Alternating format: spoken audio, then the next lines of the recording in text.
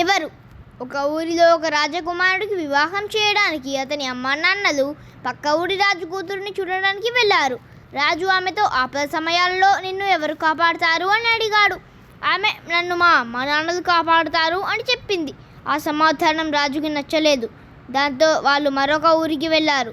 అక్కడ రాజు కూతురుని కూడా నిన్ను ఆపదలో ఎవరు కాపాడుతారు అని అడిగారు.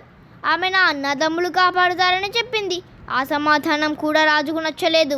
మరొక ఊరికెళ్ళి ఆ రాజు కూతురుని కూడా ఇలాగే అడిగాడు. ఆమె మా అక్క చెల్లెలు కాపాడుతారని చెప్పింది.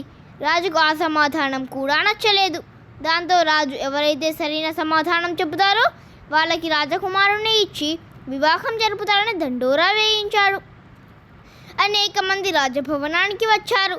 అందరికీ భోజనాలు చేసి పెట్టేందుకు రాజు ఒక అవ్వను నియమించాడు. ఆ అవ్వకు ఒక మనవరాలు ఉంది. ఆమె కూడా అక్కడే ఉంది. సభలో రాజు ఆపద సమయాల్లో మిమ్మల్ని ఎవరు కాపాడుతారు అని అడగగానే అందరూ తలో సమాధానం చెప్పారు. రాజుకు ఏ సమాధానమూ నచ్చలేదు. అప్పుడు రాజుకు అక్కడున్న అవ్వ మనవరాలు కనబడింది.